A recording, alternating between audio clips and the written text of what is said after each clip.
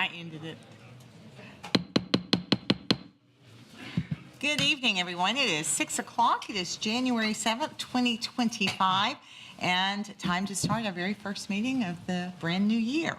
I welcome you all this evening. At each of our meetings, we begin with the invocation, the Pledge of Allegiance. This evening, our City Engineer, Nick Tuttle, is going to offer our invocation, and Councilman Fan is going to lead us in the Pledge of Allegiance. So if you all would stand with me, please. Let us pray. Father, we come to you this evening and as always, enter your courts with praise and gratitude. We're so thankful for this beautiful city that you've given us to live in and be a part of and be in community with other folks here. And Lord, as we are entering into this time of transition with some of our elected officials that have done well and served their community well. We thank you for their service as we see them move on to other things. We welcome others into this new role in their lives, and we pray that you would give not only them, but all of our elected officials wisdom to be able to lead and make decisions and bring folks together in a way that is pleasing and glorifying to you. We love you, and we're, again, just so grateful that we get to do this together under your wisdom and guidance, and we love you, and we say thank you. In Jesus' name we do pray. Amen. Amen. Please join us in the pledge, please. I pledge Allegiance to the flag of the United States of America and to the republic for which it stands, one nation under God, indivisible, with liberty and justice for all.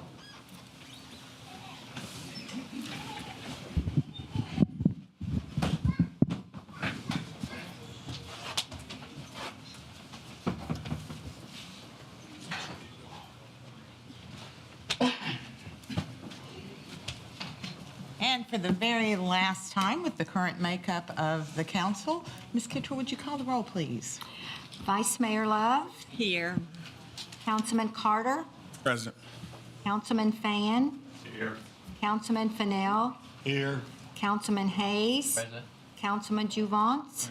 And Councilman Allison is absent. But Mayor, we have a quorum. Thank you. And Councilman Allison did let me know that he extends his regrets not being able to be here this evening. He wished that he could. And with that, we have the approval of minutes from the City Council meeting on December 3rd, 2024. Motion approved. Vice Mayor loved the opportunity, but no, that's fine. She may have a correction. I'll second it. Okay, I have a motion by Councilman Fennell, a second by Vice Mayor Love. Are there any corrections? This is so perfect and appropriate. Vice Mayor Love, you're I'm thinking that y'all made this mistake on purpose. So Connie, not y'all. correct the minutes one more time. At the very last page of the minutes, although I led the meeting and Mayor Brown was not in attendance that night, it says that Mayor Brown adjourned the meeting, so. It would be appropriate that it read Vice Mayor Love. Thank you. Anyone else with corrections or additions? Okay, with that change, all in favor of approving the December 3rd, 2024 council meeting minutes, please say aye. Aye. Opposed, say no. Minutes are unanimously approved. We now move to our transition period, and I mentioned that Councilman Allison regrets that he couldn't be here this evening, and I know that Vice Mayor Love does have some things she would like to say. Before she does, I want to extend my thanks certainly to Councilman Allison, who was appointed and served for a very short term on the council. He was someone that was a real pleasure to get to know, and I love the energy that he poured into his role and learning his role and trying to be a good council member in a very few months that he was serving in that role. Vice Mayor Love, contrary to what a lot of people think, we aren't all friends before we're on the council. I didn't know Vice Mayor Love or Councilman Allison, but Vice Mayor Love has become quite the friend to me. I think there is no woman or no person in this community, well, maybe Kenneth Thompson if he's in the room, who cares more and knows more about Gallatin and its history. I said outside, but I'll say it in here as well. To me, Vice Mayor Love, no way can anyone say that she does not care about the city of Gallatin, its personality, its character, its history, but more than that, its future. I mean, she has granddaughters growing up here. She has a son that works for the city. She was a teacher in our schools and now retired, served in this role. You have given in every way possible. And I hate so much that you're leaving us, but I'm also very, very happy for you. And I know that you're going to continue to be involved in the community, but I know personally the heart that you have put into this, and it has shown, and I know it has not been at no cost to you. I said earlier, I said your daddy is as proud of her today for stepping away as he was when she decided to seek office. And so I know he's smiling down, and we're just so very grateful for your service and grateful for your friendship and wish you all the best. But we're not saying goodbye. We're just saying goodbye from this dais. Thank you, Paige, and I have these handy because I'm sure I'm going to need them. But first of all, I wanted to say thank you to everyone who came tonight to either honor my time with the City Council, celebrate those being sworn in tonight, or those who just simply have an interest in tonight's agenda. Most of the years that I spent as a Gallatin City Councilwoman have certainly been rewarding and unique. When I was first elected, I learned that not everything I thought I could do or change was even possible. A lot of things are already dictated to us by the previous rules and ordinances, and of course by money. And I learned that some things that seem unpopular at the time may actually be good for the city in the long run. Since I've been on the council, growth has become a sore subject. Being so near a popular major city has caused us, along with just about every other suburb of Nashville, to grow really quickly. And I sometimes wonder when I hear complaints about growth if people don't remember or maybe don't know about the days not so long ago when our downtown was practically dead and when there was hardly any opportunities here for our children.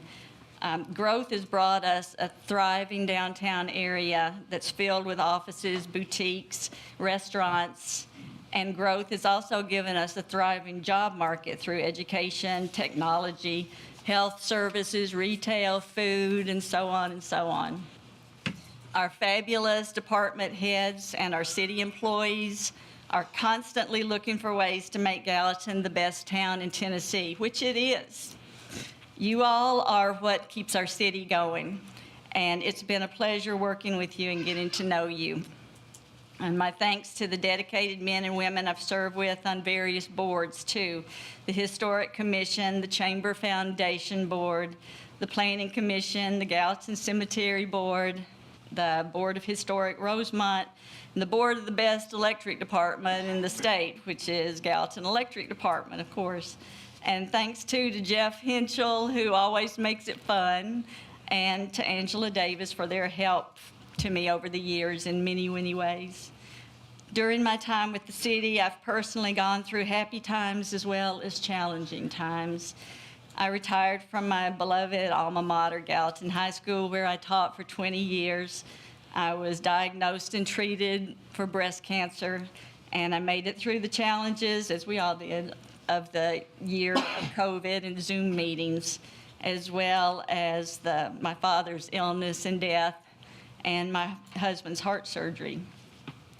And many of the people that have been dearest to me, who were here with me the night that I was sworn in, are no longer with us, although they'll forever be with me in my memories. But all these things were made easier for me by most of my fellow councilmen and by Susan and Paige and Connie. And I thank you all for being there for me. I do miss the earlier years when we councilmen could meet together and vote to agree or disagree, but we still remained friends and gave respect to each other.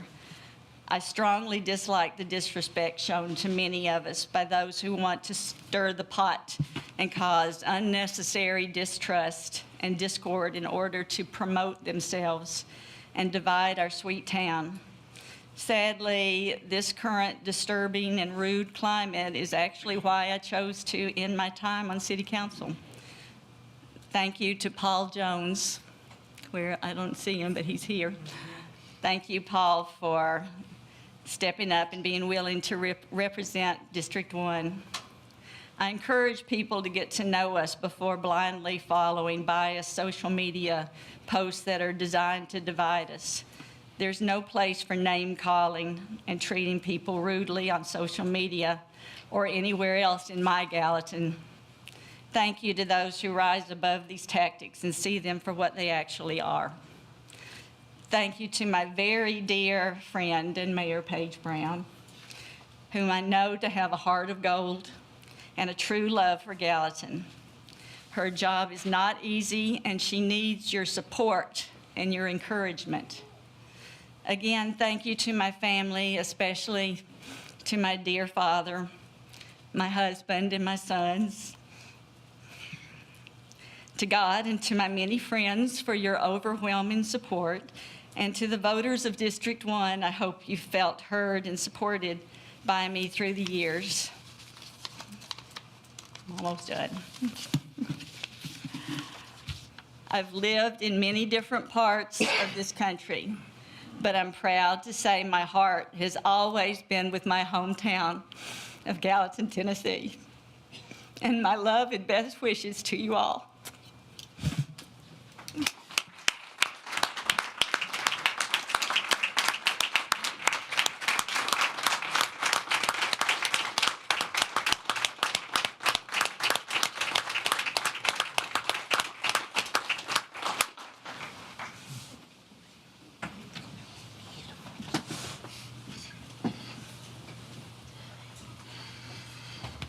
Vice Mayor Love, you're going to be missed. Your words were so lovely. I can't imagine anything more beautifully said than you just did. So thank you for that. And Thank you.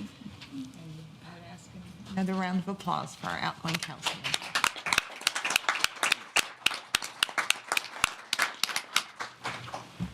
So with that, we have 2 new council members and the reinstallation of our at-large council member, Mr. Fennell. And so the swearing-in ceremony tonight, you want to say something? Please. I'm sorry. I should have offered you the opportunity. I No should have offered you problem. all the opportunity. Good afternoon, everyone. I just wanted to briefly address Vice Mayor Love and Councilman Aaron Allison in his absence. Aaron, it was great to get to know you and to serve with you. I am so glad to have had the opportunity to get to know you and for you to serve and for me to learn from you.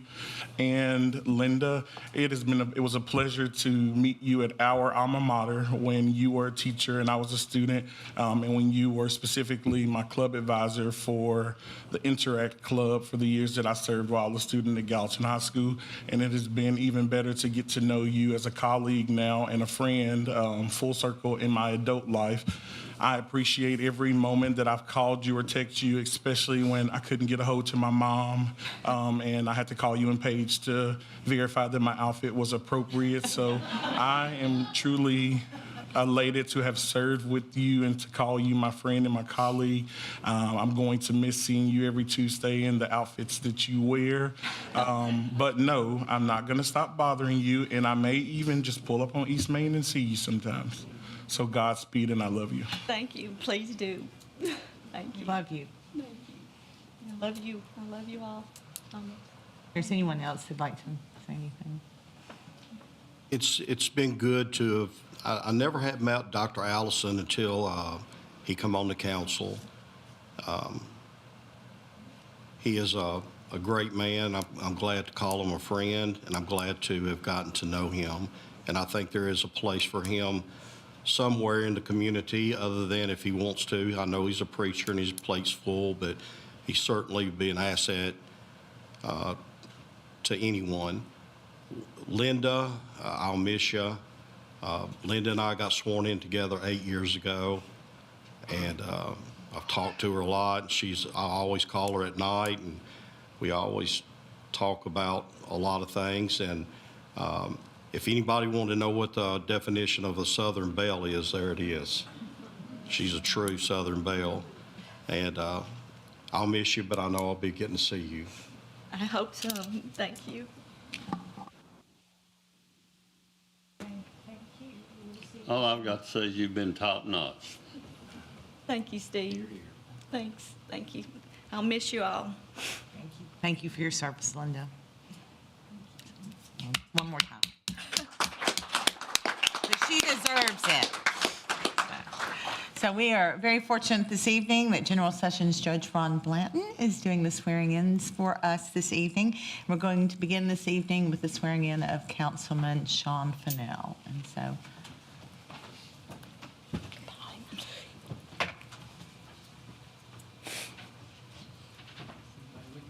No, sir. All righty, just yourself. You put your left hand on the Bible and raise your right hand. I, Sean Fennell, I, Sean Fennell, do solemnly swear do solemnly swear that I will support the Constitution of the United States, that I will support the Constitution of the United States, the Constitution and the laws of the state of Tennessee, the Constitution and the laws of the state of Tennessee, and the charter and ordinances of the city of Gallatin, and the charter and ordinances of the city of Gallatin, and that I will faithfully and impartially and that I will faithfully and impartially, perform and discharge the duties that I will perform and discharge the duties of the office of councilman according to law. and order of the councilman, The office of councilman according to law. Yes, councilman according to laws, to the best of my ability. to the best of my ability. So help me God. So help me God. Congratulations. Thank you, sir.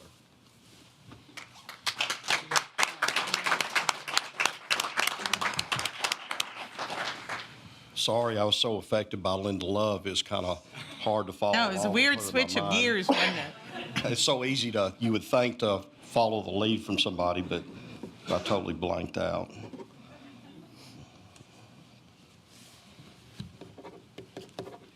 And I would like to thank the city of Gallatin. This is my third term. And I'll try to do the best of my ability and serve the citizens well. You know, touching on what Linda said about Gallatin, I feel that I had the front seat to the growth of Gallatin. You know, I've been in business 41 years in the city of Gallatin. I remember the days of something would break down in my business or I'd run out of something, I'd have to run to Nashville and shut down 2 or 3 times a week. I remember, this really goes far back, but I remember that when I needed supplies or needed parts or needed something like that, a lot of times I'd buy a ticket on a Greyhound bus for that product, and I would have to go down to the bus center at night, at midnight, pick up stuff. But Gallatin has grown a lot, and I'm happy to say that I see people that start out with children the same age as my kids, and I see a lot of the kids that are actually have ways to and the support of Gallatin as far as working in the city of Gallatin where they grew up at.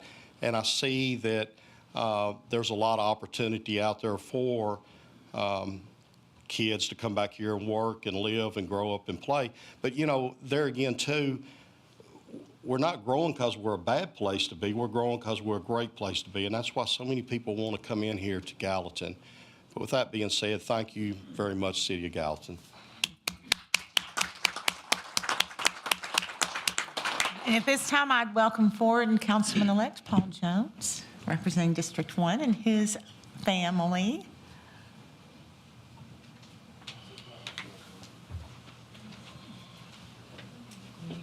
Hey, Sean, give me your Bible. Sean, give me your Bible. Don't let me Bible. Thank you. All right. You ready? Yes, sir. All right. Lift hand on the Bible. Right. Raise your right hand. I, Paul Jones, I, Paul Jones, do solemnly swear solemnly swear that I will support the Constitution of the United States that I will support the Constitution of the United States, and the Constitution and laws of the state of Tennessee, the Constitution and laws of the state of Tennessee, and the charter and ordinances of the city of Gallatin, and the charter and ordinances of the city of Gallatin, and that I will faithfully and impartially that I will faithfully and impartially perform and discharge the duties. perform and discharge my duties Of the office of councilman, of the office of councilman according to law, according to law, to the best of my ability. to the best of my ability. So help me God. So help me God. Congratulations. Thank you.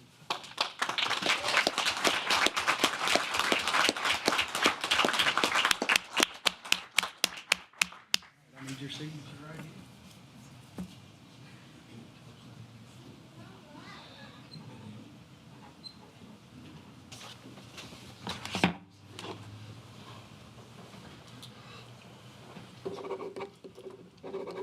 you, sir. Yeah, thank you.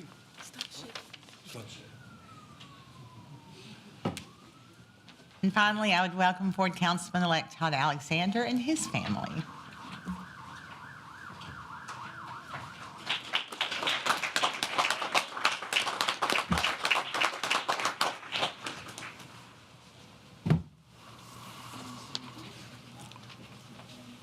It's kind of hard tongue tag.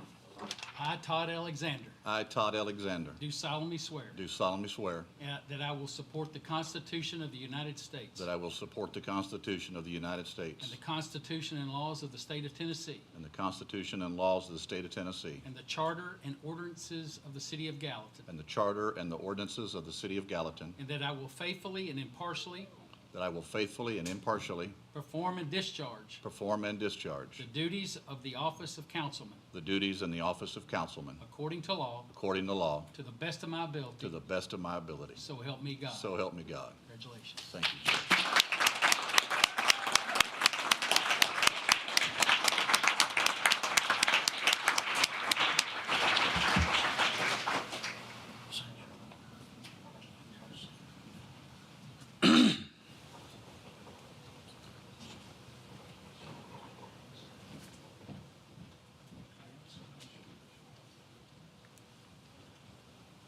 Councilman, Mayor, thank you. Thank you, Judge Blanton, very, very much. Let's have a round of applause for Judge Blanton.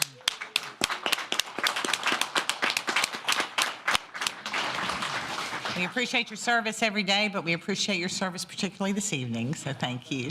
Have a good night. Okay, welcome, gentlemen. Welcome back, Councilman Fennell. It is now that time where we, or y'all, elect the vice mayor. The mayor does not have a vote, and so I would open the floor for Councilman Fennell. You're recognized. I make a motion for Steve Fan to be vice mayor. Okay, I have a motion.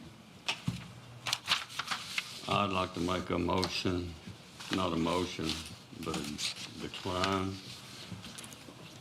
I don't think that I would be the person that would make a vice mayor in your absence.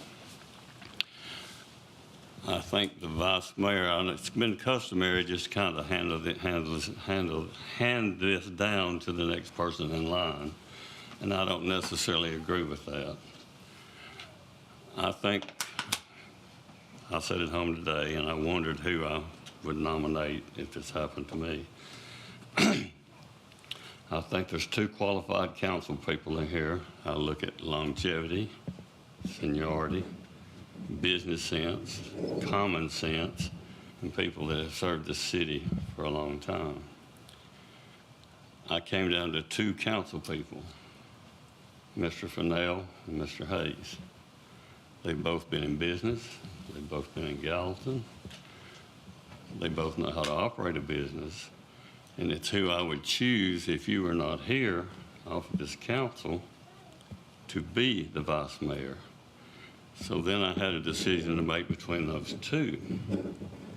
So I went with seniority, so I would like to nominate Mr. Craig Hayes. Okay, and I'll go back to the original motion. Since you declined it, I will declare that that motion died.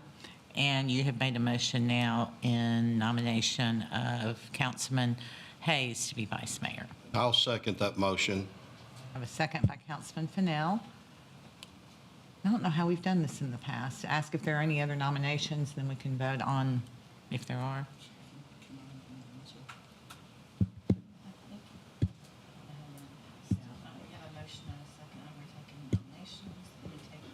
I said I would take nominations, so we had a motion and a second for one, but if there are more nominations, I could add that, and then we could vote, or we could strictly vote on the one nomination. It's up to this body. How about that?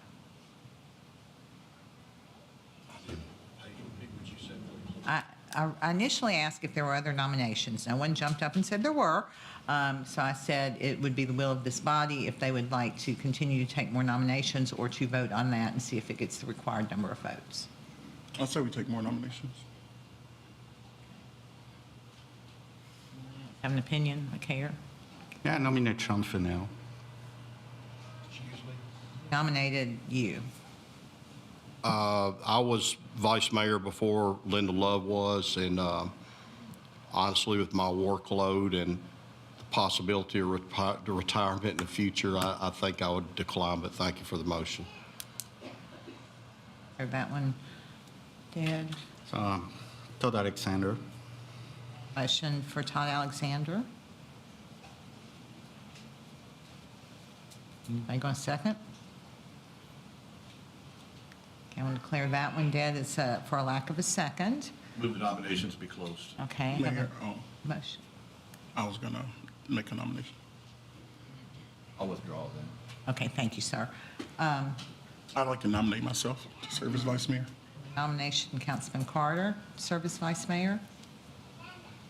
Is there a second? Okay, I will declare that motion died for lack of a second. We are back to having one nomination. No further nominations. You want to reinstate your motion? Okay. Move that nominations be closed. Nominations, is there a second? Second. Thank you. All in favor say aye. Aye. Opposed? Now I would ask all those in favor of Councilman Craig Hayes being elected vice mayor, please say aye. Aye. Opposed, say no. No. Okay. It is passed 6-1. Congratulations, Vice Mayor Hayes. Thank you.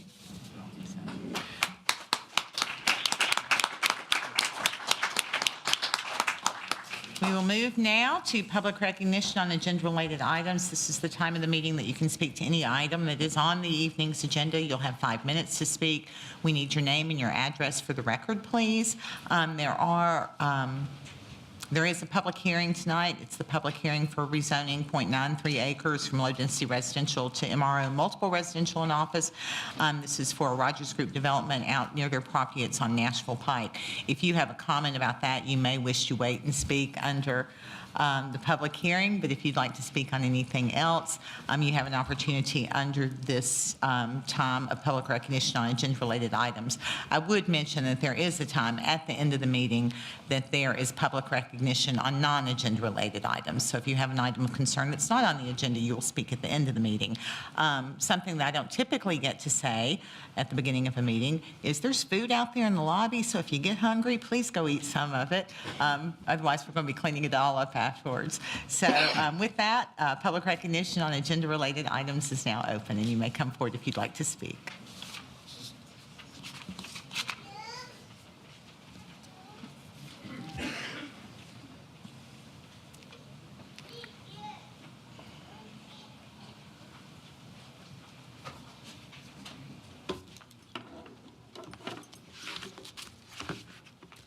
Would you mind handing these out, please? Thank you so much.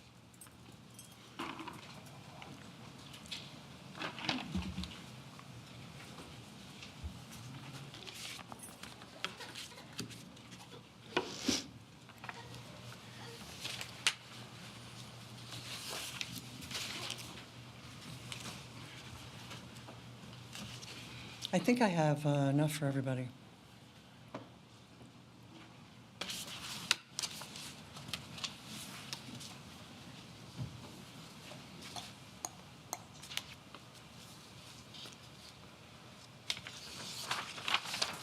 You may begin. Aaron Bookout, 1006 Quailwood Cove. Tonight I'm going to be speaking about the Twin Ponds proposed development. If you'll notice on the first page, it's from the StreamStats usgs.gov website. There's a red line. That is Rankin Branch. Rankin Branch runs the length of the proposed development property. Rankin Branch is a perennial stream, meaning it has water running through it year-round and is designated as impaired by the USGS. It is a tributary of the Old Hickory watershed and as such is considered a U.S. water. It runs the length of the proposed Twin Ponds development area, as I said. On the second page, you'll see I've highlighted Rankin Branch and Twin Ponds, Town Creek. Town Creek is also impaired, considered impaired by USGS. Town Creek and Rankin Branch are both impaired due to stormwater discharges, pathogens, high nutrient levels, and stream bank modifications due to urbanization. Let's be honest, folks, urbanization is what is happening here in Gallatin.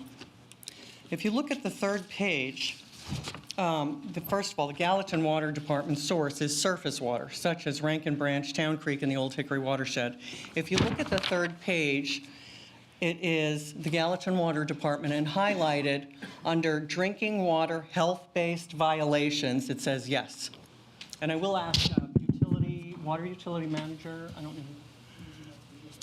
Keep your comments to the council, please. But to correct me if I'm wrong, but the yes, this is as of today, that there is a Gallatin Water Department EPA violation that has not been corrected as of today's date. And on the last page, you'll see that that violation dates back to January of 2024, and the purple triangle on that page indicates it is a moderate to severe violation. And in fact, the violation is for 40% over the limit of settleable solids. Settleable solids typically contain a variety of microorganisms, including bacteria, particularly fecal coliforms. As I said, the source of Gallatin's water is surface water. That is, all of the creeks and streams ultimately running to Old Hickory Watershed. With every flush of Gallatin's with every flush of the numerous toilets and the developments you continue to push through, every rainfall that washes road oil, debris, and toxic substances, such as fertilizers, for the developments you continue to push through, you're poisoning Gallatin's drinking water. I want to back up for a second. That violation, EPA violation, moderate to severe, the code requires community notification for that type of violation. I don't know if the community was notified. That's something the water utility manager would have to answer. The hydraulic survey of the wetlands and streams on this property clearly illustrate a thriving, healthy, high-functioning hydraulic system, perfected by nature to drain efficiently via the wetlands and at one time provided clean, healthy drinking water. Any further degradation of the creek and wetlands will cause flooding and additional damage to our watershed. It's very simple. It's about your drinking water. Thank you. If you'd like to speak, I'd welcome you to come forward.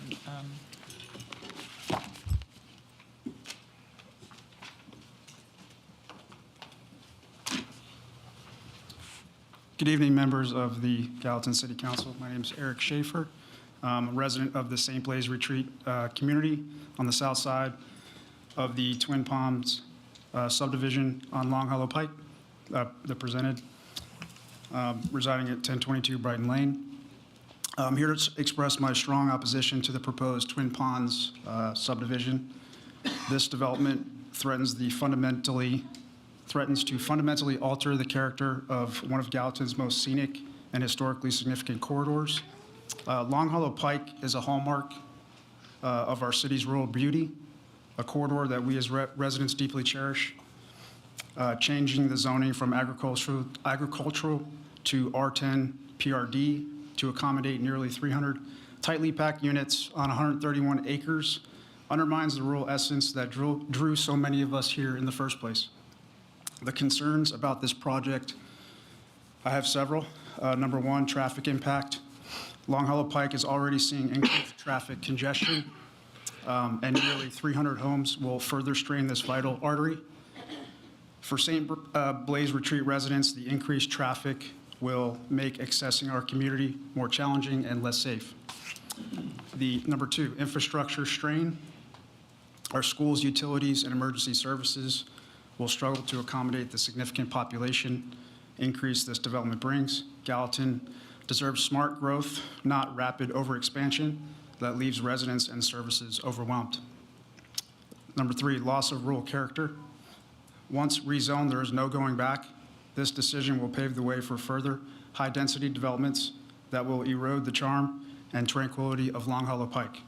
Future generations deserve to experience the same natural beauty that we have enjoyed for decades, or generations, depending on how long you've lived in the area. Number four, environmental concerns as discussed prior. High-density development risks damaging the area's natural ecosystem, potentially impacting water runoff, wildlife habitats, and green spaces that are intrinsic to the St. Blaise Retreat and surrounding neighborhoods. This development, in my opinion, does not align with the vision of the thoughtful, sustainable growth that preserves the identity of Gallatin. As a proud resident, I urge you to vote against this rezoning and protect the integrity of our community. Thank you for your time and consideration.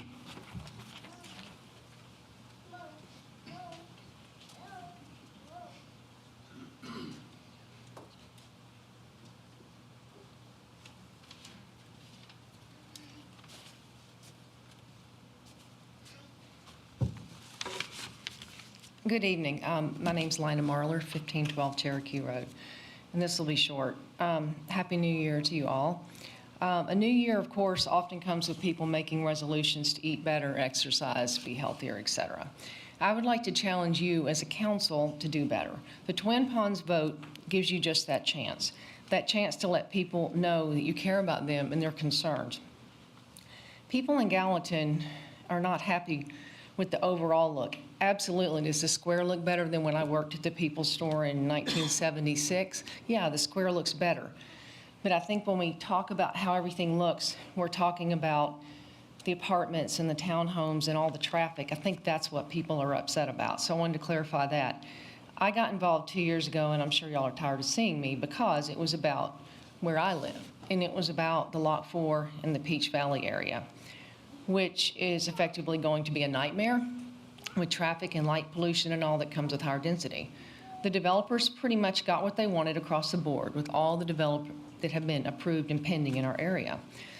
It's similar to the situation we have with this development, because the homes will all be very much the same with tiny yards. They're all surrounded by farms and homes with large yards. What a shame. I remember over the last couple of years being told people only care when it's in their backyard. But I can assure you that people care, not just about what is in their backyard, but it's about this city. I'm one of those people. That's why others and I are here tonight.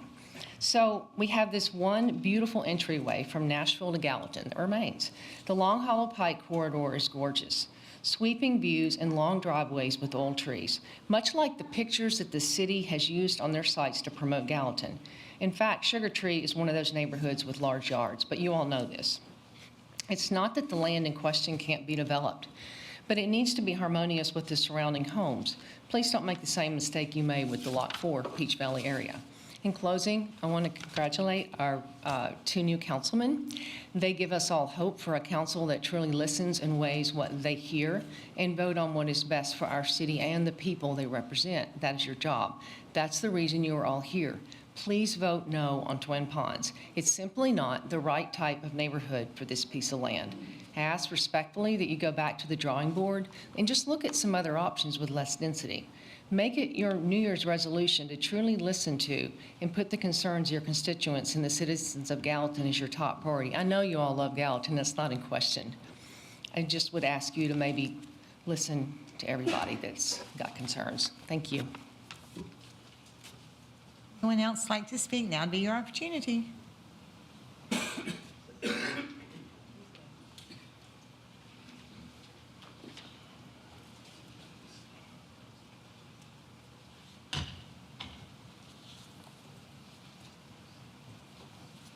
Hello, my name is Brian Little, and I live at 1021 Montrose in St. Blaise Retreat.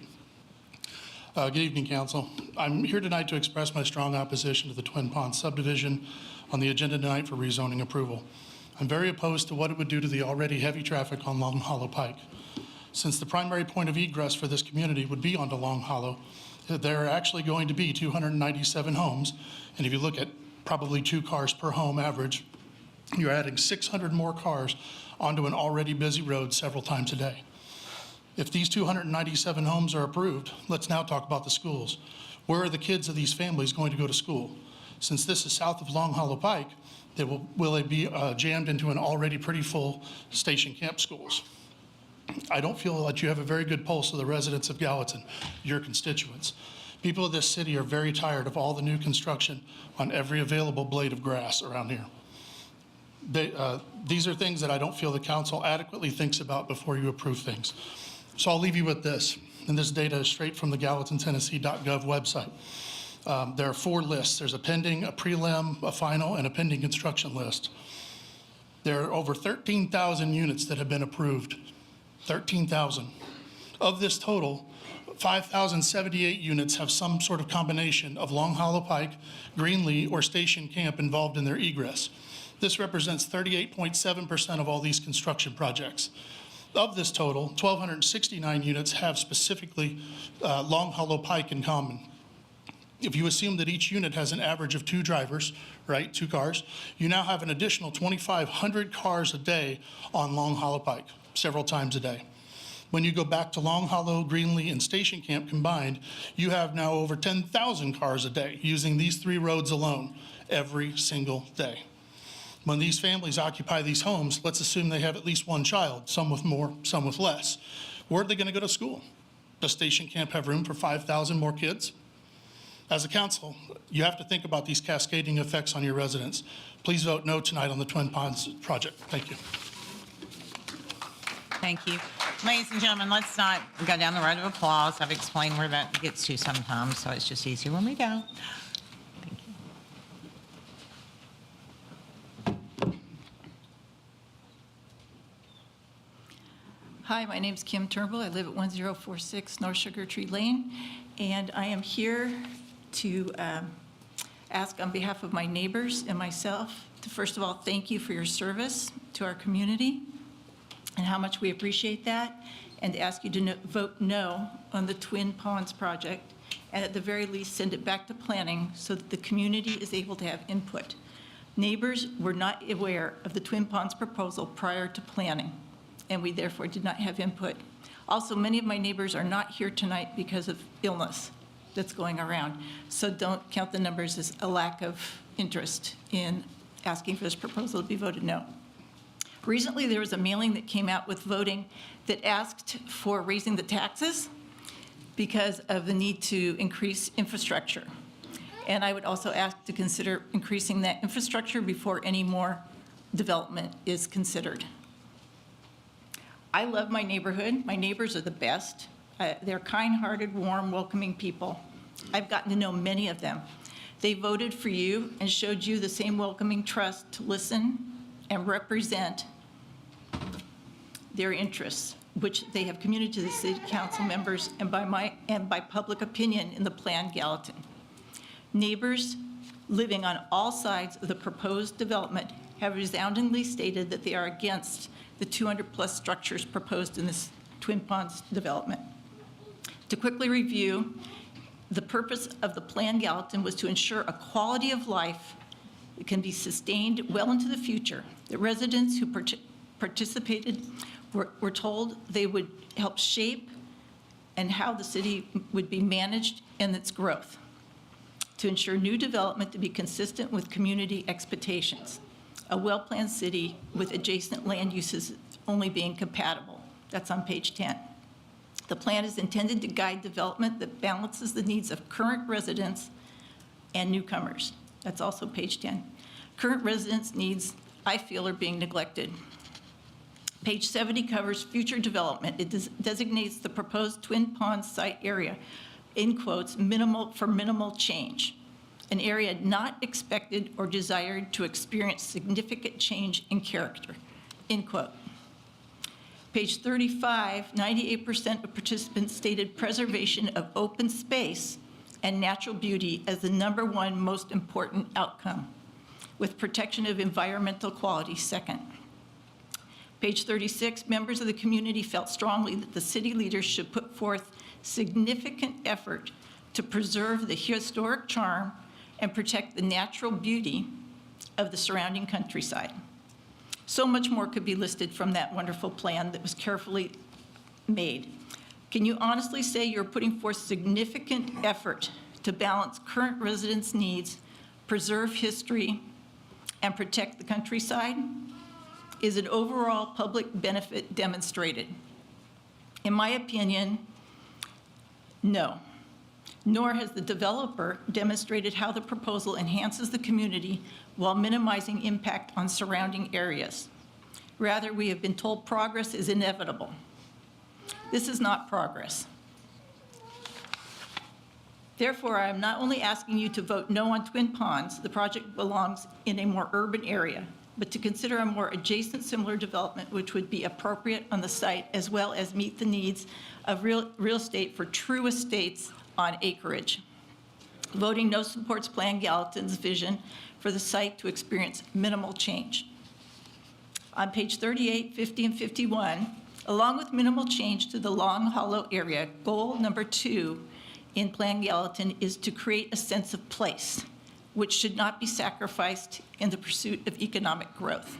And a couple of my neighbors have already brought up Long Hollow Pike. and I'm going to build on that. The number one objective and proposed action to protect Gallatin's sense of place and unique qualities is to establish gateways to define the city with signage and plantings along major corridors. To adhere to the Plan Gallatin goals, I am asking that before any change to zoning for Twin Ponds be considered, that the City Council actively pursue a special overlay designing a sense of place by establishing a Long Hollow Preservation Welcome Corridor. With welcome to Gallatin, With welcome to Gallatin signage and plantings, the corridor would roughly run between Big Station Camp and Greenlee Boulevard. Not in any way would this corridor take away a property owner's right to sell their property, but rather it's to keep the integrity of the area. This would also help preserve historic properties in the corridor. I'll just briefly pull it together here. Other communities have similar corridors, and I have examples of them with me. And finally, the Long Hollow Preservation Welcome Corridor allows Gallatin to leverage its unique qualities to outcompete surrounding communities lacking Gallatin's idyllic countryside.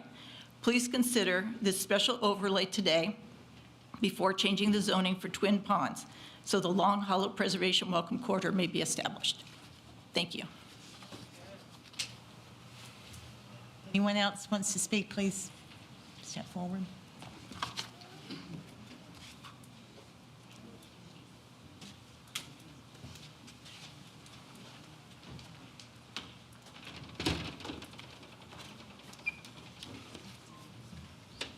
My name is Vicki Heinen. I live at 1042 North Sugar Tree Lane with my husband, Terry. There are a lot of us in this room with a stake in your vote this evening. The developer is a businessman. He said, and we're grateful to him for meeting with us, that for this project to be financially feasible, a single builder is required who could develop the entire property, rather than multiple builders developing sections of the property over time. He also said that the builder would need R10 zoning in order to make the project feasible. Both are looking for a return on their investment. That's logical. It's business. The other stakeholders in this are the property owners along the Long Hollow corridor who will be affected by the project and who have raised some serious concerns and have offered some alternatives. The developer has said he has met codes and guidelines, but we believe that development involves much more than simply meeting minimum standards. For most of us, it's not about opposing growth and development. And yes, I remember when downtown was failing. I've lived here a long time. It's about questioning the wisdom of an R10 zone on this site. We believe that development should be more in keeping with the existing properties and in line with the objectives outlined in Plan Gallatin. We sincerely ask you to vote no in rezoning this R10. Thank you.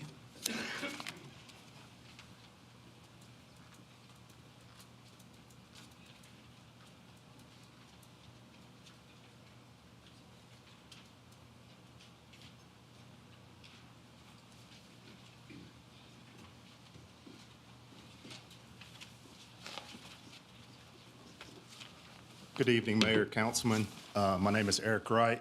I own 555 St. Blaise. I actually believe you got a letter in your email. I'm not sure if your emails are pulled up from my attorney, Mr. Sean.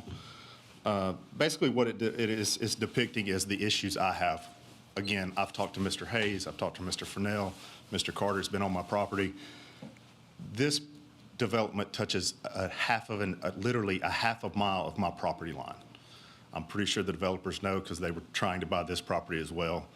And if anybody has ever been down St. Blaise, what I will also say is directly across the street from me, we all know the Maddox property. If you're coming in on Vietnam veterans, I think it's around 290 acres. If you work the same math here, if you zone this for R10, you will zone that for R10. That's 590 more homes in that corridor. If and I don't do council meetings very often. Actually, this is the second one I've actually been to. I understand business. I get it.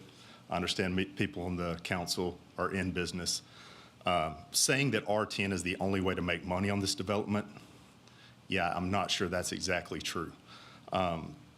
The other problem I have is if you look at the property and you look at the zoning, Sean actually attached a picture of the new property. Everything is written in my name as my property. If you look at the blue watershed, that is the watershed that goes onto my property and then onto Maddox's property that fills Maddox's pond as well as mine. I'm not sure the data is there to suffice if my pond can handle the runoff of the water that's going to be created here. Again, I am not against the development at all. I knew when I bought the property the development was there and there was a chance. I was told at the time it was looking at R20. But if you go back to the letter my lawyer sent, and the lawyer represents myself and Ron Moriarty, who is 606 St. Blaise.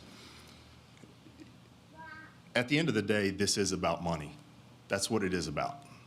And we can sit here and say it's not if we want, but I'm trying to protect an investment that I have. They're trying to protect an investment that they have. I think the only way to make this feasibly possible for me is a 50-foot buffer. I think I'm okay with that. As I will also say, I am even okay moving a little bit of my property to give them that easement if they build the buffer on both sides of the property line.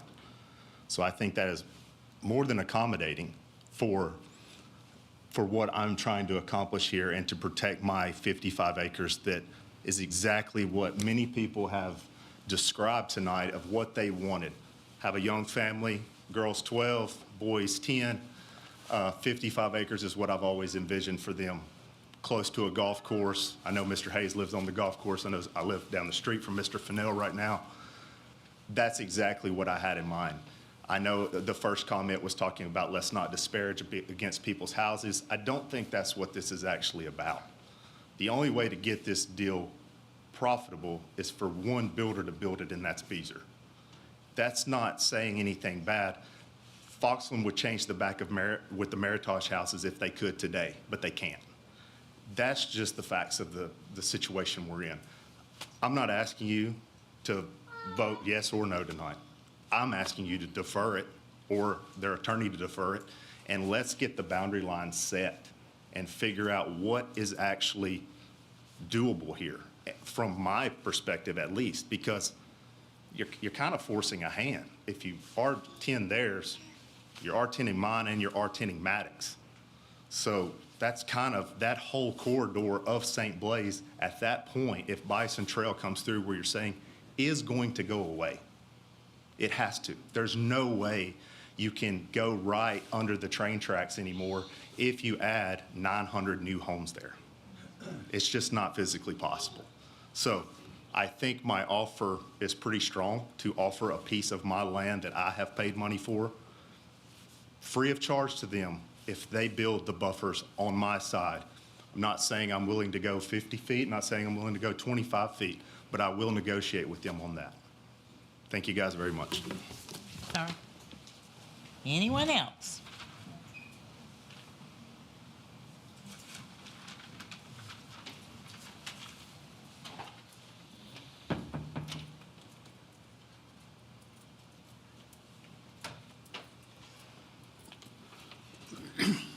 Hello, my name is Brian Bondurant, and I've been up here a couple of times before on this Twin Ponds. I live at 1054 North Sugar Tree. I have 2 commercial properties on West Main Street, so I do have city ties, even though I'm not living in the city. But I want to thank the council people that were able to come to the when the developer met with the community. We had about 50 people show up for that, just like the vast majority of the people out here are showing up tonight for this. I'm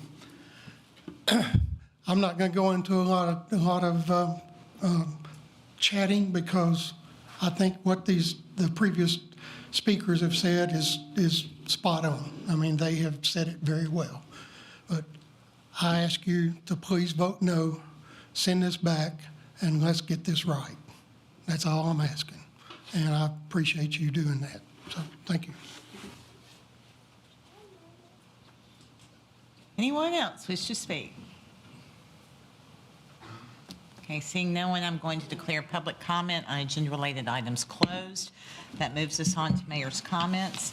I think I've said enough with the earlier comments that I made, but I do say Happy New Year and welcome to our new council members. A few events that I do want to share with you, and then we will move on to the regular agenda. First, Ms. Nichols, our finance director's birthday is coming up in 2 days. This weekend, the Gallatin Chamber is doing something that I think is really neat. They're starting a winter farmers market. It's going to be happening at the station from 9 a.m. until 1 p.m. That happens this Saturday. I see where it's happening again. I don't know if it's going to be happening maybe once a month, because I see it happening again on the 15th of February. Coming up on the 20th, I don't know if Mr. Brinkley's here tonight. I'm surprised he's not, because I know he'd want to make sure that I announce this. But on the 20th of January is the Martin Luther King Jr. Day and the Unity Day Parade. That begins here at City Hall at noon, and then there's a program at Gallatin High School following the parade. And he and I would certainly invite you to attend that. It's always a good event, well attended. Last year, the weather caused it to be canceled. So it's the first one I can remember them not holding. And so they have some making up to do this year. Another fun event kind of spearheaded by the Chamber. They are starting a snowball dance, which is a dance. It's like, grown-ups and little girls. And that's going to be happening, a snowball at the station on the 26th of January. They have 2 sessions. I don't know if they're age-specific, but 3 to 5 p.m. and 6 to 8 p.m.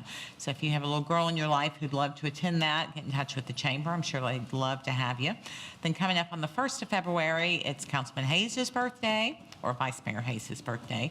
I mentioned another winter's farmers market on the 15th of February, and then I want to mention the 17th of February is President's Day, and most city offices will also be closed. We do know we have potentially inclement weather coming.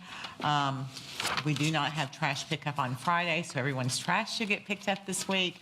But know that our department heads and departments will be working hard to keep everyone safe when the snow falls starting Friday. So anything else? You're looking at me like I should have mentioned something else. Oh, Councilman Fennell says it is not going to snow. And how many people think he's been wrong before? Meteorologist, Fennell. So with that, we'll move on to the regular agenda. The first item on the agenda is a public hearing on Ordinance 02411-68. And to introduce that public hearing, Vice Mayor Hayes is Yeah, this is an ordinance of the City of Gallatin, Tennessee, rezoning .93 acres from the R20 low-density residential district to the MRO multiple residential and office district with a preliminary master development plan for the Rogers Group office located north of Nashville Pike and west of Pilot View, authorizing the revision to be indicated on the official zoning atlas, repealing conflicting ordinances, providing for severability, and providing for an effective date. This is a public hearing. Public hearing is now open. Anyone that would like to speak, I'd invite you to come forward. Seeing no one, I declare public hearing on Ordinance 02411-68 closed. We'll move to item number 2, which is second reading on amended Ordinance 02410-62. Councilman Javons. Thank you, Mayor. The second reading of an ordinance of the City of Gallatin, Sumner County, Tennessee, rezoning 131.64 plus or minus acres from the A Agricultural Residential District to R10 PRD Medium Density Residential Plan Residential Development District with a preliminary master development plan for Twin Ponds subdivision located south of Longolo Park and west of St. Blaise Road, authorizing the revision to be indicated on the official zoning atlas, repealing conflicting ordinances. Sorry.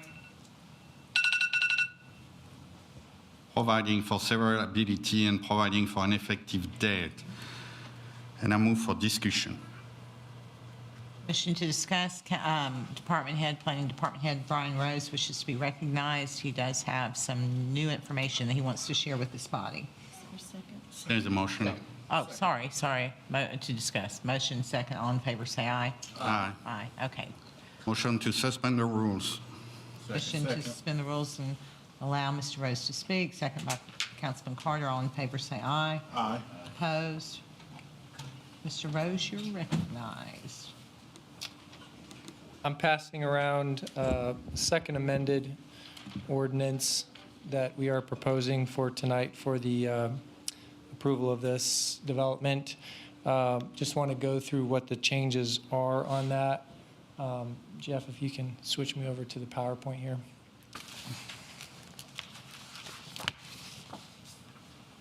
So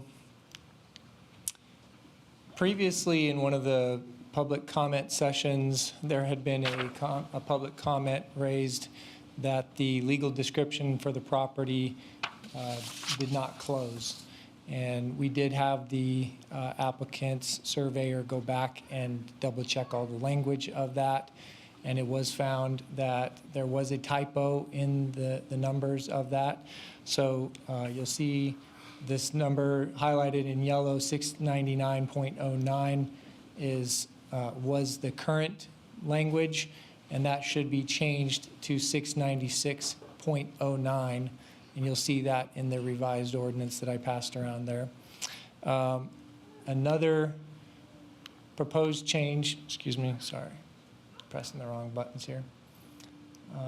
Another proposed change would be that there's a proposed amendment to the condition number 12, which currently reads, the applicant shall work with the engineering division to ensure that the Bison Trail extension is built within this property and the adjacent city property. We felt that additional clarification to that condition needed to be made. So I'm going to go ahead and read what the proposed language is. It's kind of long, but I'll go ahead. It says the developer shall be responsible for the construction of the Bison Trail extension from the northeastern boundary of the crossings at Hidden Creek property through the city property located directly southwest of the subject property and through the subject property to its eastern boundary. The connection to Brighton Lane shall be constructed concurrently. The extension to the southern entrance of this development shall be constructed prior to the issuance of any building permits in Phase 4 as currently depicted in the preliminary master development plan. If phasing is required, if phasing is revised, the timing of construction of this southern access must comply with the remoteness requirement of 2 separate fire apparatus access roads for 1 or 2 family residential developments found in section D107.2 of the International Fire Code.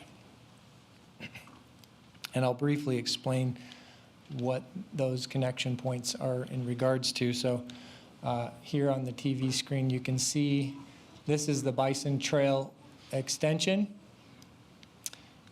We are basically requiring that within the first phases, this portion of the development would be accessible using Long Hollow Pike, which is right here, and this additional fire access road.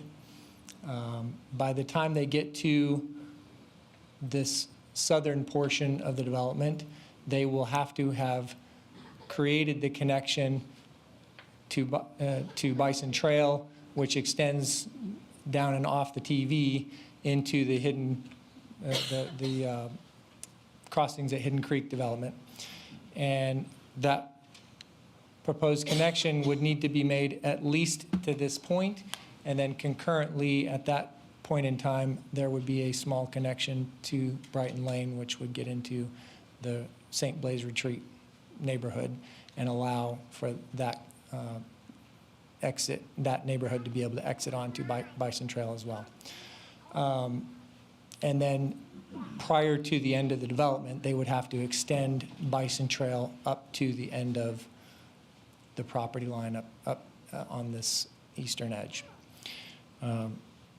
Hopefully that explains it enough, and I can answer any questions if you want. There's one additional condition that we are proposing, and that was not on the list of conditions previously, but it reads, add a note on the plan that states the fire access road out to St. Blaise Road shall be gated on both ends with a minimum 20-foot wide gate that has a Knox lock for fire department access on both gates.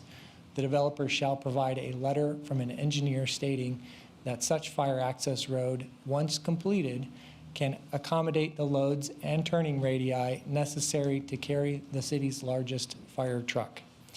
And I'll just go back one more time to the map to show what that is in reference to. So this fire access road is coming out to St. Blaise Road right here.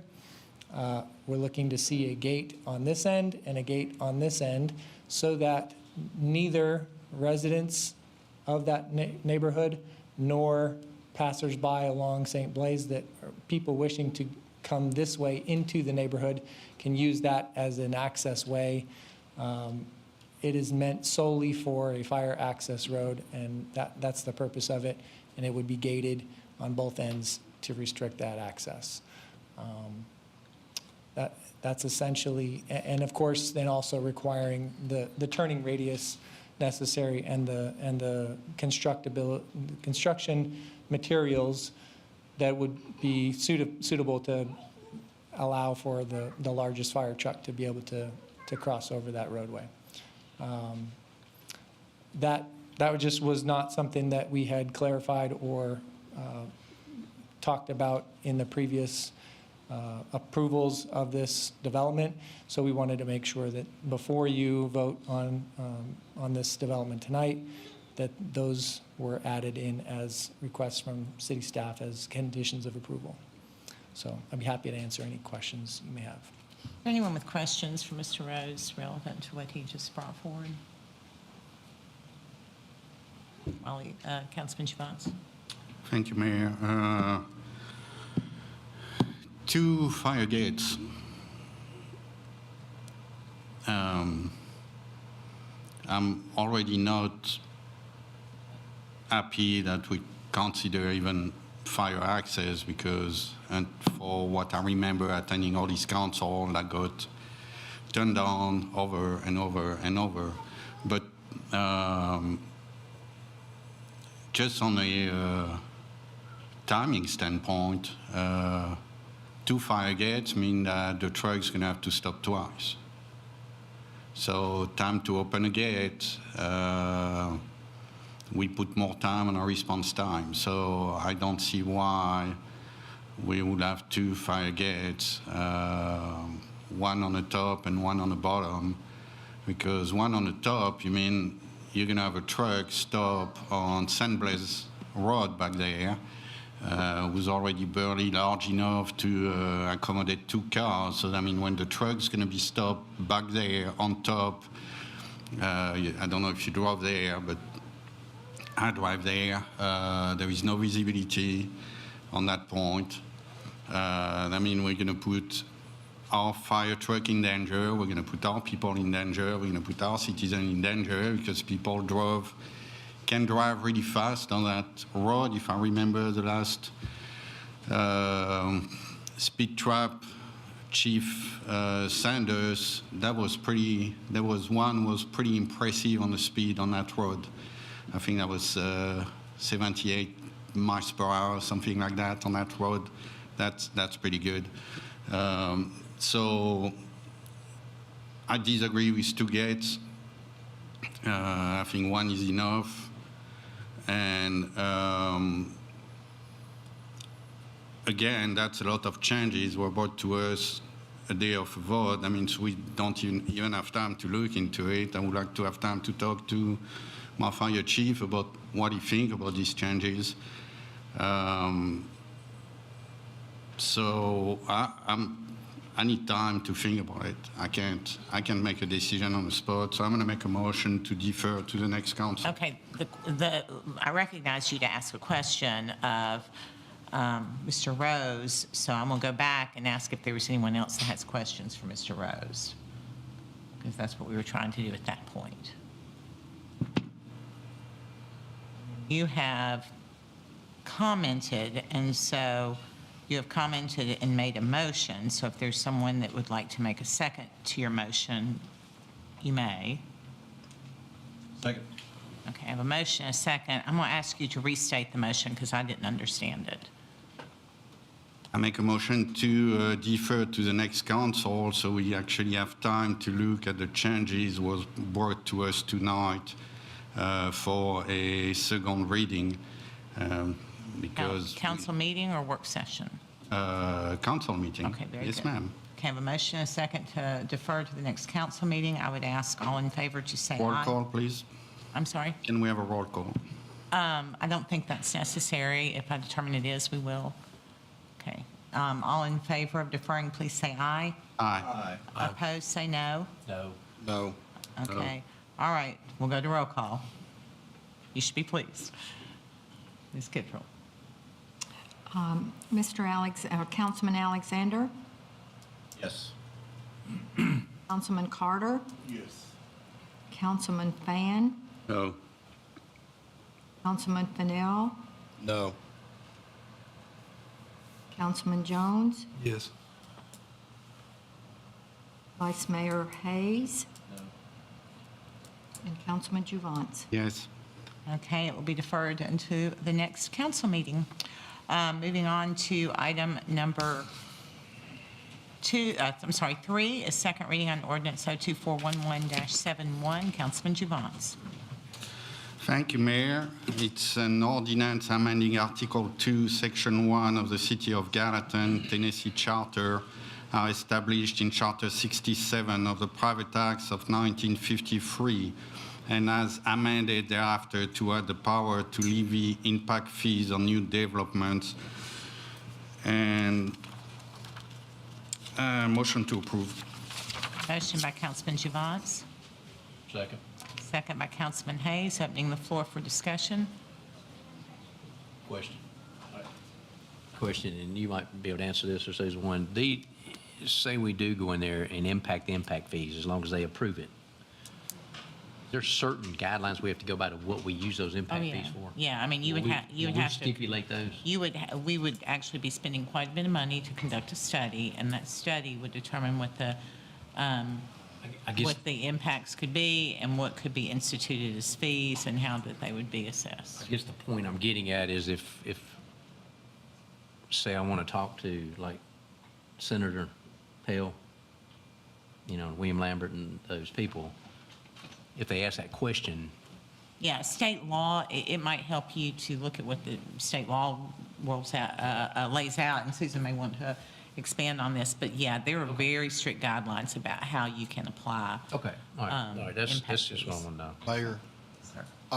I did speak with Senator Hale, and I'm open for a conversation about impact, but Senator Hale was elaborating on how stressed his agenda is for this new year and so much on it. And I asked him if there was room for a question about impact fees. And from what I gathered from him, he didn't say no, but he said we got a lot on our agenda, and I don't think there's so many avenues and questions about that he thinks that the discussion wouldn't really want to go anywhere at this particular time. I talked to him tonight. Excuse me? I did talk to him tonight. Did he say about the same thing that I'm saying? He said we need to get it done quickly. Done what? Quickly. Get it to them quickly. Typically, that's going to be the ask on anything that we're asking of them, but I will maintain that I think the biggest challenge is that the legislature has not approved impact fees for any city for probably 20 years now, and so. Mayor, the thing I want to ask you, I would vote to send this on as a blessing from us to the state on that level. But my question to you is representation. Are you willing to go and represent us as a city as far as the impact at this given time? I think truly the conversation, I've said this so many times, is about allowing all cities to have the same right to use impact fees. That's been the challenge. General law cities are allowed, private act charter cities are not. That's always been something that I do not understand. And so what has happened is over these years, so many people have gone and so many cities have gone and asked to have the ability to have impact fees, and they've been turned down. And I just find that very unfair. I mean, even the city of Nashville cannot have impact fees, but Franklin can because they got a special exception. And then general law cities like Hendersonville can. So I really think the more important ask by, the mayors in general and the municipal league and, others that share concerns that we do is that all cities be allowed. Because I don't see that. I don't understand why they would say, oh, yes, but Gallatin can, but nobody else can. I think the more palatable and I can be wrong, but I think the more palatable path for any kind of approval would be to make it an opportunity for every city. But if we bless this through our council, does that mean that we have to go and represent our city because we've done that? Or you're wanting to make it where everybody? No, I mean, I'm just pointing out that you're more versed in our this. our legislators would be the ones that would take this to committee. Committee is where it has been killed. I don't know if it's made it to the floor or not, but our legislator would take it to the committee. The committee, I mean, it is not common for, elected officials to go down there and add information unless you have maybe an expert adding, not necessarily an elected person, adding information. So, I mean, I could, but I don't know that that would help or hurt. And the thing is too, make sure that if y'all are for this, each one of y'all call each one of them and tell them that, hey, we need to do this. That doesn't hurt.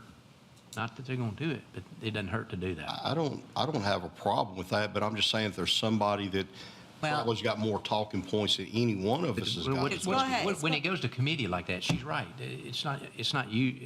It's unusual for one of us to go down there because we're not going to get to really talk in that committee. Okay. But You've got to get them to represent us and say, this is what they're wanting to do. This is, I'm for this. But I just really question that if any progress is going to be made until there is some blanket appeal from multiple cities to get the And that could be right. I mean, that's a good point. But I think our local legislators, I mean, they're going to do it if we ask them to, right? The local government committee, which I'm not even sure, well, those will all get reconstituted here shortly. So depending on who's on local government, and then if it passes that, like I said, I don't know if this has ever gone to the floor before or not. I have that information, but I really don't know. Councilman Jones. Thank you, Mayor. To answer Councilman Hayes' question, I have an example of a study from another city around. I can email you all so you can see what it is and how they do it. But I talked to a Representative Slater who said you would take it on again, but you want to make sure before doing that will be at the same time on the other side. So we need to make sure that if we push, we have both sides taking it on, because the first question was asked last year when I was present was, who's your sponsor on the other side? And that was not on the agenda, so that was the first hurdle. So we need to make sure that we have everybody, and as soon as committees are done, we need to call and again, Mayor, even if it's uncommon, I did it last year, so you could probably do it this year. And I'd like to be respectful of the process and being invited. But that's these people work for us the same way we let people talk Senator here. Hale had said that he was going to carry it if it passed committee, so I think he was willing to do that, but I think he had been there long enough. And I had a very long conversation with Representative Slater explaining the history as I knew it, because he didn't even know that because he was new and he hadn't served on local government. And so I explained to him what had happened with that. But even still, the local government committee was not entertaining it at all, from what I could tell. So. Like I said before, I take responsibility for what happened last year with Representative Slater, because I made the assumption he was really fluent with that process with the impact fees, and I should have talked to him more about it. I take responsibility for that, and I can assure you that won't happen this year. I don't think it was a failure of him. No, that was a failure of me, not you. But I think that it was just, like I said, I mean, you go back, you look at that Tasser study I sent you a long time ago, time after time after time after time, for whatever reason, they just get turned down like that. And so that's why I think that there's a better chance with a comprehensive ask. And we have had that conversation, but we have not pursued that through the Municipal League. And for new council members, that is, the Municipal League has all the cities and towns in the state of Tennessee as members. And I think we have the right representation down there that we've elected. Yeah. I think we just need to give them the reasons and the ammunition needed to get it through if that's what we want. Anyway, Mayor Brown, so for TML, is that, I think if we put this on hold for now, is that something that you can pursue and look into to come up with the comprehensive plan as you're serving on that body? no, we continue we to, take it you know, back. we continue to talk about our legislative priorities, and this is not identified as one because we're still trying to work on the state shared Gotcha. sales tax. Okay. And session's getting ready to start, right? So I think the proper action is if you feel strongly for this, give it another whirl. If nothing else, it adds to, you know, it adds to representation that cities want this, and the state needs to consider what cities need. And I think we should go as an anonymous body on that, because that's going to help everybody, every district, every person in the city. So we should be, you know, that should be a full vote of the council. Everybody make sure you call them. Make sure you do. Any other conversation, debate, questions? You ready to vote? Okay, all in favor of moving it forward? Well, I'm sorry, this is second reading, sorry. All in favor, please say aye. Aye. Opposed, say no. It is unanimously approved. Item number 4 is first reading on amended ordinance 02410-57. Vice Mayor Hayes. This is ordinance appropriating $425,000 for the construction of the Hunt Club Boulevard traffic. Motion to approve. Second. Motion by Councilman Hayes, second by Councilman Fennell. Opening the floor for any discussion. This is the mast arm, correct? Yes, it is, and Thank that's you. a lot of money for I, something that I don't think is going to make a bit of aesthetic difference. Well, I'm just, my point was that it'd be hard for me to tell a developer to go out there and do that when we're not doing it. Circumstances are different. I'm just and telling you. We already had investment that we're basically throwing in the trash. Councilman Giovanni, you recognized. Initially, I entertained the idea on voting yes for that, but after looking at the CIP we got last week and the amount of money we're going to have to spend over the next 3 years, I think that's an unnecessary spend. I drive around town. We have plenty of lights who are not masked, and they work perfectly. And when I asked if there was a time limit on staff, I think you told me there was not. So I think it's a lot of money just for aesthetics. So I will be voting no on that. Y'all got to remember that we're going to have a couple coming up. One of them, and Nick can tell you this, is right out there at Northfield Church. And we got that developer, you know, he's putting money into it. You know, if we do this, I'm going to fight like hell and say, no, you don't have to do it. We're going to put a string light out there. Y'all just remember No, that. that was part of their development plan. This, Was it part to put a mast arm in? My take is all the new development in that area and the nice development in that area and coming into Gallatin, that's why I want to see it done. I see Kind that of you looks do. rickety. Okay, anyone else? Different. Let's vote. This is first reading amendment ordinance 02410-57. All in favor, say aye. Aye. Opposed, say no. No. Okay, roll call vote, please. Ms. Kittrell.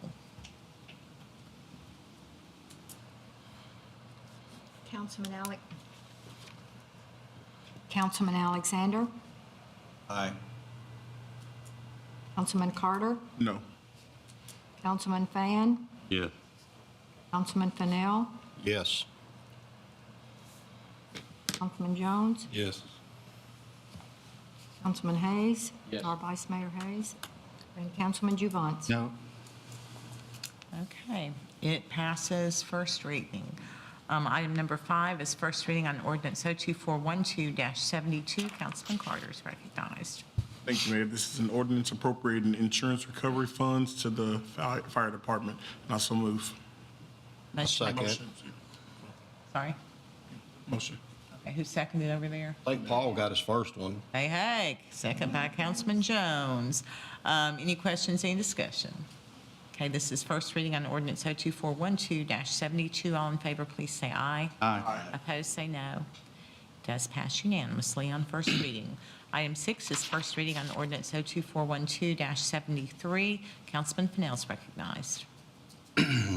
This is an ordinance of the City of Gallatin, Tennessee, Sumner County, Tennessee, rezoning a 104.87 plus or minus acre parcel, tax map 105 parcel 045.00 from R15 medium density residential district to IR residential restrictive. I'm still tongue-tied today, I'm sorry. Industrial restricted. Located south of East Broadway and east of Airport Road, authorizing revision to be indicated on the official zoning atlas, repealing conflicting ordinances, providing for severability, and providing for an effective date. Make a motion for open for discussion. Second. Motion to open discussion. Second, all in favor say aye. Aye. Opposed, no. Okay, it is open for discussion. Who wishes to be? I'm just asking, I'm kind of foggy on this development because I was out for a little while, and then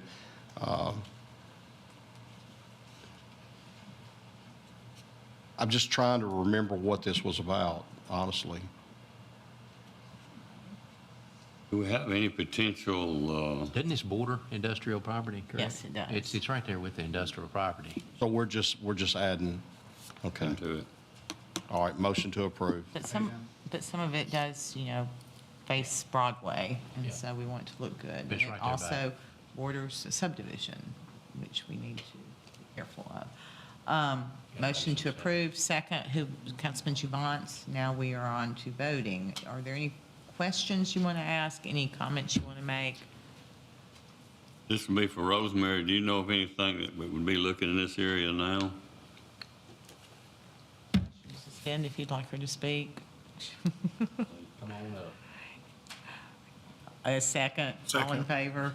Aye. And she's going to say, there's people always looking, Councilman Fan, right? Yes, sir, Councilman Fan. Most of the property that is currently zoned industrial, whether it's IG or IR, is full. We have Spoken for. very little industrial zone property that we can promote, and this would be beneficial. It may not be the easiest for the developer because of some of the topography, but we've also talked about accessing that industrial area, if you do choose to rezone it, through the industrial center off of Commerce Way. So in doing it through the industrial center, not necessarily off of Broadway, Highway 31, whatever you want to call it at that. I think that'd be preferable. Ms. Bates, can you speak to whether inquiries are still coming in? Oh, absolutely. Absolutely, they're coming in. Yes. My only concern there is we got a lot of traffic congestion now. It would be what and how many we put in there. Well, the other part of this that I'm frustrated with is that a few years ago, we received a state industrial access grant. Some of you may or may not remember it, and it is to improve the intersections of Highway 25 and Airport Road, Highway 31 and Airport Road, and add a traffic signal at Gateway Drive and Airport Road. The state is managing that project. It is a small project. It is not a high priority project for them. That's not a criticism of them, but it has taken longer than we thought it would. They're much further into the process at this point, but I still don't have a date of when they think they'll go to construction. So there was anticipation of the growth in the industrial center, and that's why I would like to encourage the developer to work with us and possibly the utility department, depending on who has the easement or the property owner that would allow them to access the cul-de-sac next to where Robert's Coach's new facility is, or near that. And those in that intersection cul-de-sac. improvements will help tremendously. Absolutely. Well, there is But- plans for yeah, there is. If the developer were to have a huge impact on Highway 31, I would imagine that the state and our own engineering department would make significant demands to assure that it's safe, accessible, and doesn't create a buildup of traffic. And I think That's that the single biggest complaint I get in the city is that intersection. And I feel like we will continue on the trajectory of seeking employers with low employment numbers just because of the limited workforce availability in our area. So I don't anticipate the city of Gallatin putting in at any point in the future a 5,000 employee. I mean, we're not going to see another gap distribution center. They're all going to be smaller employers and hopefully large capital investments. Well, we also, I'm not at liberty to discuss specifics, but we already have one local employer who's expanding. We have a couple of other industries that have working to locate in Gallatin. And again, as the mayor said, these are all 25 and under. Well, two of them are 25 and under additional employees, or adding approximately 50 jobs. And then the other one is between 25 and 50 for their expansion. But, and yes, we have requests for information, RFIs, every week. Some of them we can respond to, some of them we can't because of our limitations. No land or no buildings. Yeah. We can look for people that run 2 shifts. So let's just say with 200 employees. I think that would alleviate some of the, well, it might not when they change shifts coming in and out, but it would certainly at midnight make it easier. Workforce demands when you get into that size of employer. There's a whole conversation about workforce culture I could go into, but I will not because it's changing. Well, I'll give an example. This is when my father was alive. We were in East Tennessee, and he was the plant superintendent at the time, and they were putting on a second shift. They were concerned about staffing it. They had 80% of the day shift volunteered for second shift. Sometimes it's better than we think it is. We There would was a need pay to increase there, improve too. our daycare availability, affordable daycare situation to accommodate that. But yes, we are looking at that as well. Lots of challenges that a lot of people are working on all the time. So. But it's exciting. It's But I exciting would- to try and solve the problem. But I do think that it's a good opportunity to just point out kind of the challenges associated for the new council members, because in my mind, it's a constant conversation. You know, we had someone respond to an email this week saying, we need more jobs in Gallatin. Well, the challenge that we have is we don't have the workforce. And to get the workforce, you need the housing, and no one wants to add more housing. And at the same time, a lot of people are moving here from other places in the country, and they're not participating in our workforce. So we have a growing shortage versus, even though our population is growing, we don't have a growing workforce. It's very, very difficult.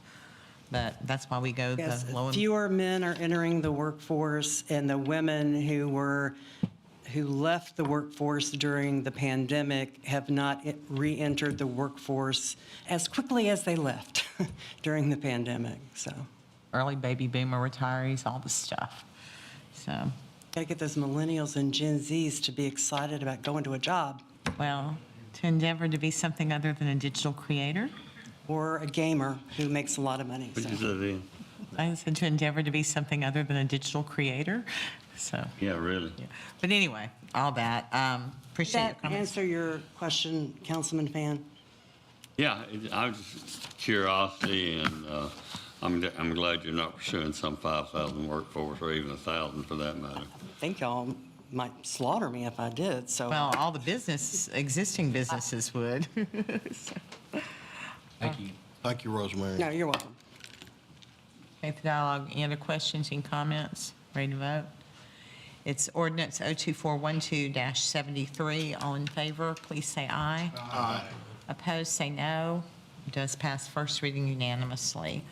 Item number 7 is first reading on ordinance 02412-74. Councilman Fan. Thank you, Mayor. This is an ordinance of the City of Gallatin, Sumner County, Tennessee, approving an amended preliminary master development plan for East Broadway retail development on a 1.93 plus or minus acre lot, tax map 113, parcel 026.08, located north of East Broadway and east of Municipal Park Drive, authorizing the revision to be indicated on the official zoning atlas, repealing conflicting ordinances, providing for severability, and providing for an effective date. Open for discussion. Second. You made a motion for discussion. Yes, I did. I second it. Okay. All right. So a motion and a second to discuss. All in favor, say aye. Aye. Opposed? Okay, open for discussion. Motion to approve. Second. Motion to approve by Councilman Hayes, second by Councilman Juvance. I think it's that long layover we had during the Christmas break, wasn't it? I don't know. It is for me, or something was in the punch out there. Well, I don't think, you know Angela better than that. Any discussion now? All right, this first reading on ordinance 02412-74. All in favor say aye. Aye. Opposed, say no. Passes unanimously. Item 8 is first reading on ordinance 02412-75. Councilman Juvance. Thank you, Mayor. It's an ordinance appropriating funds for Long Hollow Park Corridor Improvement Project, and I so move. Second. Motion by Councilman Juvance, second by Councilman Fan. Any questions, any discussion? It's first, Councilman Juvance. Thank you, Mayor. Just a comment. I think we need to start thinking of Plan B in case the state doesn't move forward with the improvement on Vietnam Vet, because that starts to be a nightmare back there. So I defer that to our good city engineer to start thinking of Plan B for that. All right, anyone else? Okay, this first reading on ordinance 02412-75. All in favor say aye. Aye. Opposed, say no. Does pass first reading unanimously. Item number 9 is first reading on ordinance 02412-76. Councilman Carter. Thank you, Mayor. This is an ordinance appropriating $150,000 for the South Water and East Winchester Culverts project, and I so move. Second. By Councilman Carter, second by Councilman Fennell. In the floor, any questions, any conversation? Seeing none, it's first reading on ordinance 02412-76. All in favor say aye. Aye. Opposed, say no. Passes unanimously. Item 10 is resolution R2412-91. Councilman Fennell. Thank you, Mayor. This is a resolution accepting public improvements by the City of Gallatin, Tennessee in Cumberland Point, Phase 2. Motion to approve. Motion by Councilman Fennell, Second. second by Councilman Fan. Any questions, any discussion? Is your hand up? Okay, Councilman Juvance. Thank you, Mayor. Thanks, Nick, for looking into the little weird stuff I bring at the last council about missing a piece of sidewalk. And like you told me, that was in phase 1, and we have surety on that. But I just had a question, if you let me ask our engineer. Is the sureties going to be enough to cover them? Because if not, I would like to defer the acceptance of phase 2 until they do it. It's plenty. Okay. Thank you, Nick.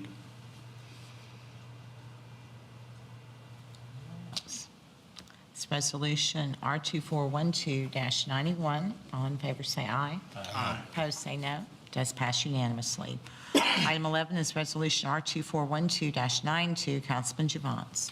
Thank you, Mayor. It's a resolution accepting public improvement by the City of Gallatin, Tennessee in Newman's Crossing Phase 1, and I suppose I have Phase 2A. Can we vote? No. So Phase 1. Motion to approve.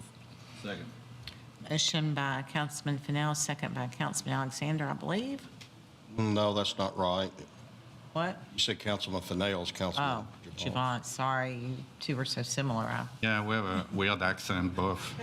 Must be that punch. I didn't have any. So motion by Councilman Juvance, second by Councilman Alexander. Is that correct? I couldn't tell if it was Alexander. Okay. Questions, huh? I didn't have any either, but you can tell who did. All in favor? Aye. Thank you. Opposed?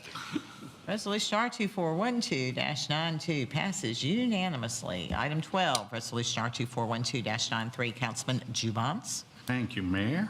It's a resolution accepting public improvement by the City of Gallatin, Tennessee, in Newman's Crossing Phase 2A. And motion to approve. Second. By Councilman Javon, second by Councilman Alexander. Any questions, any discussion? Resolution R2412-93, all in favor say aye. Aye. Opposed, say no. Passes unanimously. Item 13 is Resolution R2412-94. Councilman Fan. Thank you, Mayor. This is a resolution authorizing the City of Gallatin to participate in the Public Entity Partners James L. Richardson Driver Matching Grant Program. I'll make the motion, but who's James L. Richardson? Good grief. Second. I don't know. I could Google and find out. I'm sure he was someone who was important to Public Entity Partners at some point. Do you know? Maybe who was James L. Richardson? Oh, I think I have a motion and a second. Any other questions? I'll follow up with the answer on that one. Resolution R2412-94, all in favor say aye. Aye. Opposed, say no. Passes unanimously. Item 14, Resolution R2412-95, Councilman Fennell. Resolution establishing policy and guidelines for a neighborhood traffic management program. Motion to approve. Second. I have a motion to approve. I have a second by Councilman Javance. Opening the floor for any discussion or any questions. Councilman Javance. Thank you, Mayor. Thank you, Nick, for bringing the amended one with a timeline. I'd actually ready to make an amendment to put the timeline on, and I was giving you a lot more time that you put on there, so I think we're good there. I appreciate that, and I'm pretty sure citizens would appreciate that they actually have something they can know when things going to happen. So that's a good change. Anyone else? This is Resolution R2412-95. All in favor, please say aye. Aye. Opposed, say no. It is unanimously approved. Item 15 is Resolution R2412-96. Vice Mayor Hayes. Yeah, this resolution approving a waiver of any applicable application, permitting, and other fees related to construction of new facilities for Recovery Court of Sumner County. Motion to approve. Second. Motion by Councilman Hayes, second by Councilman Javance. Any questions, any discussion?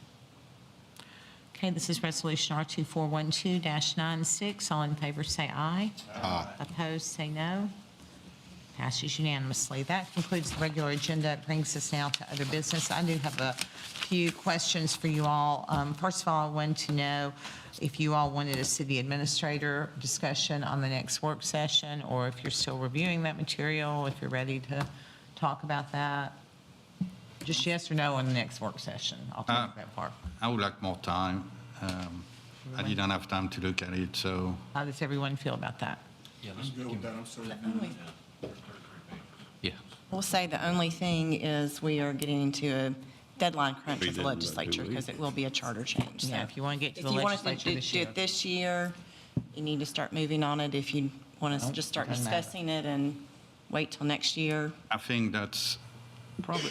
something we should not be taken on a fast road because there is so much stuff to change in a charter. It's not just that, it's salaries, it's duties, it's all that stuff. And I think pushing it through without having every dot in a row, that's not a good idea. So I don't think we would be pushing it through, but I don't think there's anything wrong with taking your time with it either. just I want everyone to have I don't want even have the expectation if we don't move on this that it can happen this year. So. well, Let me ask you this. If we wait till next year, will we still have time to implement it for the next cycle? We could, I mean, Correct? yeah, because we would have the charter change happen, and then the next election would be happening in that November of '26. Change would take place before the qualifying deadline, at which point you would set the requirements for mayor. Did you set the date for the charter change whenever it passes the legislature, or it comes back here and has to pass? It has to come back here and pass. So it would just have to do it prior to that qualification deadline, I would think. And it's no problem. We can take a look at, I'd like to look at it more too, but we can take a look at it and see if we want to put it on there for a month from now or something, or the next two work sessions. Well, I'll just keep asking, okay? Yeah, that's good. Thank you. And then I have a Gallatin Department of Electricity appointment that's coming. The mayor appoints that, the council confirms that. I'm planning to put that on the next work session. But then you also have a Planning Commission appointment. Councilman Carter's serving. You love it, right? Yes, ma'am, I'd like to stay on. But that is a council decision, and it does not get approved by resolution. It's a simple vote. So my thought is put the Gallatin Department of Electricity appointment on the next work session to be voted on at the next council meeting, but take the Planning Commission vote straight to the next council meeting. Yes, ma'am. Does that work for everybody? Mayor, I'd like to say something. There's one mistake that I think the former council, it's about term limits. I'm 100% for them in the Congress and Senate, the U.S. And in the state of Tennessee, I'm okay with our governor having 2 terms. But I do think at our level, there's a mistake limiting to 3 terms. I think we're going to lose some of our history with our voting records. And I'm not saying this for me, but Mr. Hayes is an example for 20-something years. He knows things that's happened 15, 20 years ago that some of us don't, and why it was done. And I think we're going to lose that element if we can't get that changed.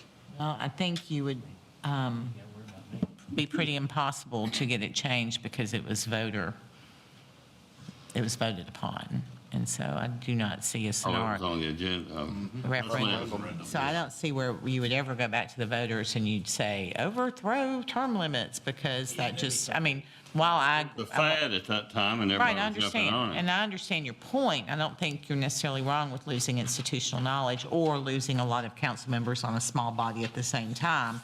But I'm just being really honest and saying it's not going to go to referendum and voters say, oh, yes, let's do away with term limits. I just don't think so.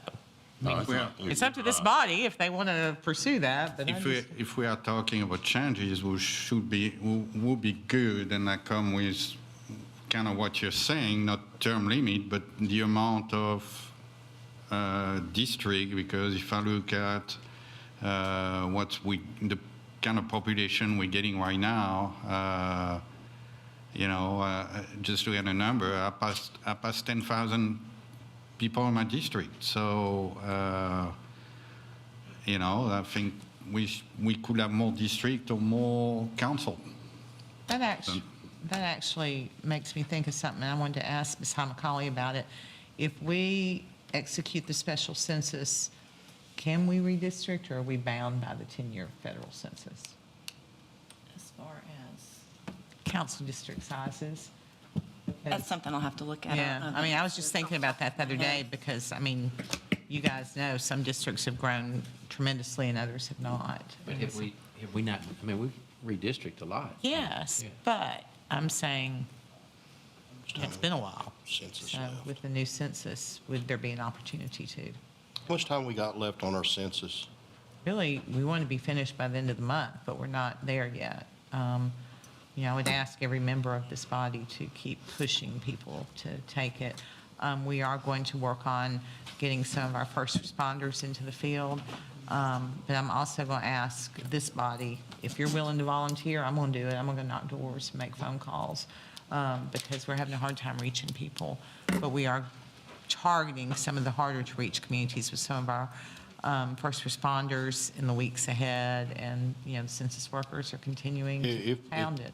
If this council decides to go out and knock doors, I don't have a problem in helping. I can also do that right now. This is a good time for me to be out. If we had a Saturday, everybody get together. Even making phone calls. We could get lists and, you could just go to the houses or call the houses that haven't responded because, some people have different negative beliefs about what it's for. Some people probably think they have responded. Others think they're making some political statement by not responding, and others just haven't gotten around to it yet. So, and some people don't even have a clue it exists. They don't even know what's going on because they don't work in Gallatin and they're not on social media or watching these meetings, they don't even know that there's a special census. And some won't do it just because it's the government. I know, that's what I'm saying. That's And I the, will say, I think my district needed the greatest number of additional participation. So if you get me a list, I can start calling as soon as this week. yeah, because I think they're more likely to respond to say, you know, I work for the Gallatin Police Department, and we're helping out with the census today, or I'm a Gallatin City Council member, we're helping out with the census today.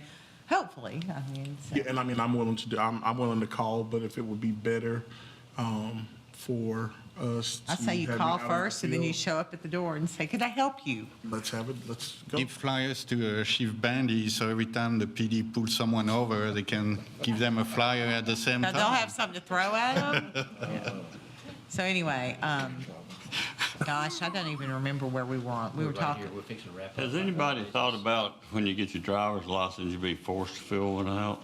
No, I don't think that can happen, but Yeah, you wouldn't be able to do that. be nice. Motion adjourned. No, Was we're there not business? through. Well, I have brought forward my other business. I have not asked if other members of this council have other business, and then we have other business. Oh, I with know our that. I was just finance seeing if I could get a second. Second. Y'all, no, Public no, recognition still. no, we have other items still to execute. Any other business from this body? No, ma'am. No, okay. Ms. Nichols, our lovely table of department heads has been so patient this evening. Anytime we issue debt, the comptroller's office requires us to present this debt report to council at a council meeting. And before the meeting, I placed one on all of your desk. The report just summarizes the Department of Electricity bond issue that we did in December. Gives all the pertinent information about the face value, the premium, the rating, that it was sold at a competitive bid, what the purpose will be used for, all the associated cost of issuing the debt. It has a breakdown of all the maturities and the interest rates that the investors will be paid on their purchases of the bonds. And it has been presented to you. Thank you very much. Thank you. If you have any questions, I'll be glad to answer. One? Okay, thank you, Ms. Nichols. All right. Now we will move to public recognition on non-agenda related items. And I think the 5 people remaining in the audience, 6 people may have been waiting for this very moment, or not. No one wishes to speak under public recognition on non-agenda related items, so it is closed. And you may make your motion. Motion adjourned. Motion by Councilman Pennell, second by Councilman Hayes. All in favor, say aye. Aye. Ladies and gentlemen, let's make this a great year. God bless you all. Go do something kind for somebody. Good night.